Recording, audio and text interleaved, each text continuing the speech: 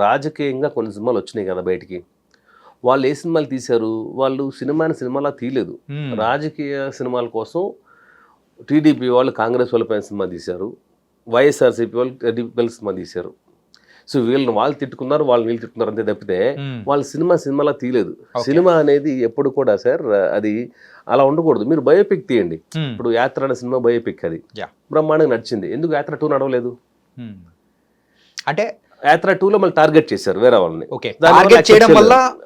Accept చేయలేదేమో, లేదంటే యాత్ర 1 చూసిన 2 చూడలేకపోయారు. చెప్పండి, 2 కూడా సూపర్ హిట్ చేయాలి కదా. అవును, యాత్ర నాకు నచ్చింది, 2 నాకు నచ్చలేదు, అంతే కదా.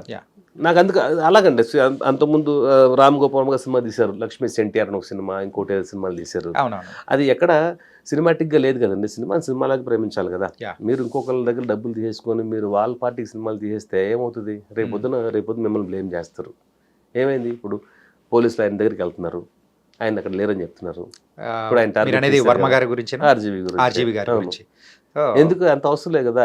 రామ్ గోపాల్ వర్మ అంటే ఒక చరిత్ర కదా ఒకప్పుడు. అంటే ఆర్జీవి గారితో కూడా మీరు వర్క్ చేశాను. అందుకని అభిమానం ఉండటం వల్ల చెప్తున్నానండి. ఆర్జీవి అనేది ఒక చరిత్ర. ఒక తెలుగు సినిమా ఇండస్ట్రీకి ఒక రాఘవేంద్రరావు గారు, దాసరాజరావు గారు, దాని ముందున్న టాప్ డైరెక్టర్స్ అన్ని ఒక వ్యక్తి అయితే, ఆర్జీవి వచ్చిన తర్వాత తెలుగు సినిమా ఖ్యాతిని పెంచాడు. అది ఇండియా వైజ్, వరల్డ్ వైజ్. ఇప్పుడు ఏమైంది? అంతే కదండి. మీరు ఒక సినిమా టెక్నీషియన్గా, ఒక దర్శకుడిగా మీరు తీయాల్సిన సినిమాలు ఏంటి, మీరు చేస్తున్న పని ఏంటి? మీరు తీసిన సినిమా శివ ఏంటి, రంగీలా ఏంటి, సత్య ఏంటి, సర్కార్ ఏంటి, అలాంటి అద్భుతమైన సినిమాలు మీరు తీసి ఇప్పుడు మీరు చేస్తున్న పని ఏంటి? మీకు అవసరమా ఇవన్నీ? మిమ్మల్ని చూసి ఎంతమంది వచ్చుంటారు సినిమా ఇండస్ట్రీలోకి? మిమ్మల్ని చూసి రాము గారితో పనిచేయాలని చెప్పేసి నాలాంటి వాళ్ళు ఎంతమంది పనిచేసి ఉంటారు మీతో? నేను 3 సినిమాలు చేశాను, నాకు ఇంట్రెస్ట్ పోయింది ఆయనతో పనిచేయాలని. ఎందుకు సార్? ఏంటి ప్రాబ్లం ఏంటి అంటే ఇదేనండి. అంటే ఒక దానిపైన ఫోకస్ లేకపోవడం. పొలిటికల్గా నీకు అనవసరం కదండి. మీరు ఇప్పుడు నేను పొలిటికల్ సినిమా తీయలేదు, ఇన్ ఫ్యూచర్ నాకు పొలిటికల్ సినిమా వస్తే నో అని చెప్పేస్తాను. ఎందుకంటే నేను పొలిటికల్లో నాకు అనవసరం విషయం. నేను జనాలకు మెచ్చే సినిమా తీయాలి, జనాలు రంజింపజేయాలి. అది మీరు యాక్షన్ సినిమా తీయండి, కామెడీ సినిమా తీయండి, రొమాంటిక్ సినిమా తీయండి, థ్రిల్లర్ తీయండి. సినిమాని ఎంటర్టైన్ చేయడానికే కదా మనం ఉన్నాము. మీరు ఒక వర్గాన్ని మీరు కించపరచకూడదుగా. ఒక క్యాస్ట్ని మీరు మెన్షన్ చేసి ఒక దాన్ని మెన్షన్ చేస్తే అది ఎవరెవరో చేసుకోవచ్చు సార్, మీరు చేయకూడదు. మీకు ఒక పేరు ఉంది, మీకు ఒక చరిత్ర ఉంది. బాంబేకి వెళ్తే రామ్ గోపాల్ వర్మ అంటే ఓ తెలుగు ఆద్మీ, తెలుగు డైరెక్టర్ అంటారు. పెద్ద పెద్ద సూపర్ స్టార్స్తో, అమితాబ్ బచ్చన్ లాంటితో మీరు సర్కార్ 2 అన్ని సినిమాలు తీశారు మీరు. ఇప్పుడు మీరు చేస్తున్న సినిమాలు ఏంటి?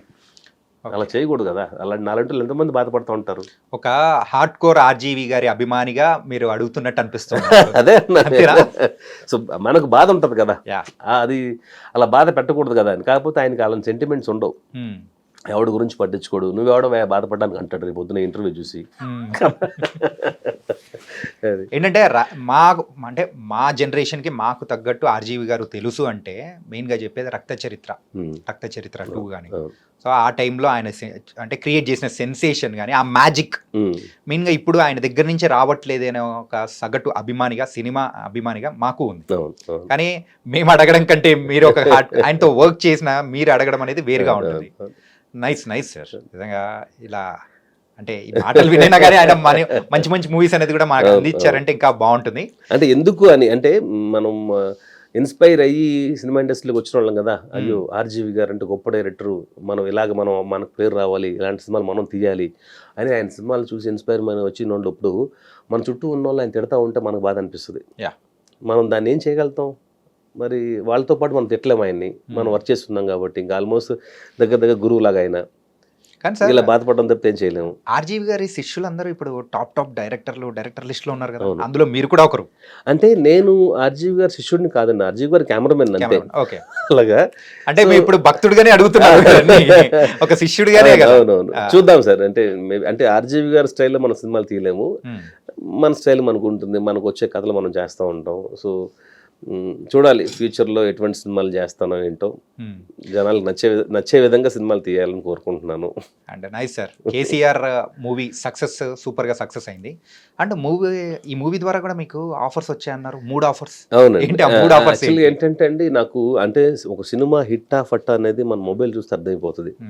సినిమా ఫస్ట్ డే నుంచి ఇప్పటి వరకు మీరు చూడండి. ఇప్పుడు నేను సైలెంట్ మోడ్లో పెట్టాను, నాకు తెలిసి ఈ గ్యాప్లో 10 కాల్స్ వచ్చి ఉంటాయి. 2 ఫోన్స్కి 20 కాల్స్ వచ్చి ఉంటాయి.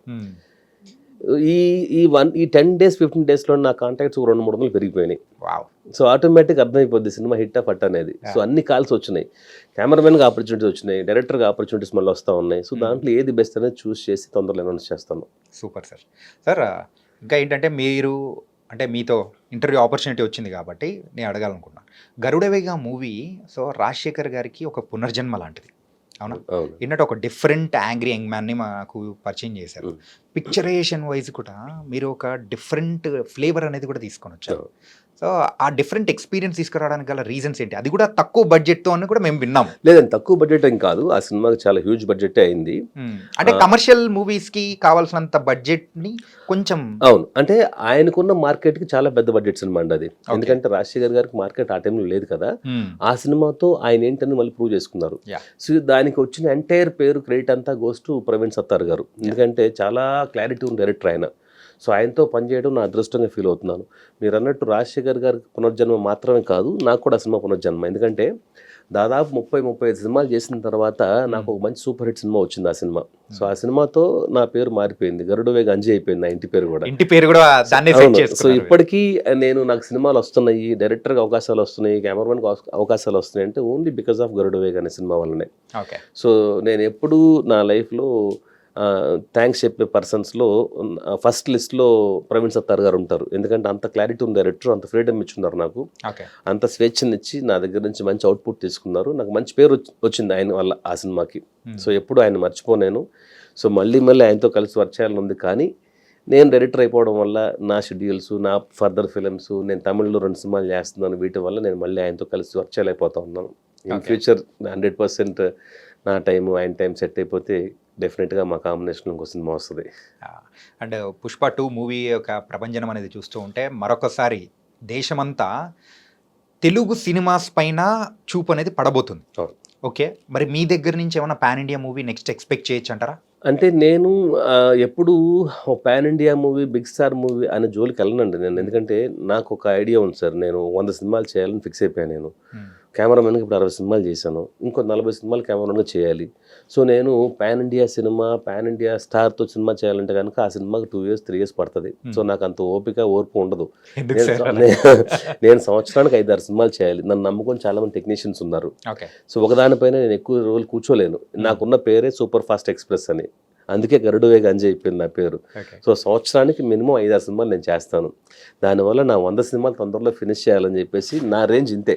నాకు ఇలాంటి సినిమాలు నన్ను వెతుకుంటే ఎవరు వస్తారో వాళ్ళకి సినిమాలు చేస్తాను. సంవత్సరానికి 5-6 సినిమాలు కన్ఫామ్ చేస్తాను. సో 100 సినిమాలు నేను ఫినిష్ చేయాలి నా కోరిక. ఫినిష్ చేసి రిటైర్మెంట్ తీసుకుంటా సినిమాటోగ్రఫర్గా. తర్వాత డైరెక్టర్గా అవకాశాలు ఉంటే చేస్తూ ఉంటాం అంతే. అలా మాత్రం మీరు అనుకోకండి సార్. ఏంటంటే యాజ్ ఏ కెమెరామెన్గా, యాజ్ ఏ డైరెక్టర్గా 2 పడవల మీద మీరు ప్రయాణించండి. ఏంటంటే మీ దగ్గర నుంచి వచ్చిన మూవీస్ అనేది కూడా చూసాం కదా, ఆ 3 మూవీస్ కూడా డిఫరెంట్ థింగ్. సో రిజల్ట్ అనేది ఎలా ఉన్నా కానీ పక్కన పెట్టినా మిగతా 2 మూవీస్ది కేసీఆర్ అనేది సక్సెస్ అయ్యి నిరూపించింది. సో యాజ్ ఏ డైరెక్టర్గా యూఆర్ ప్రూవెన్.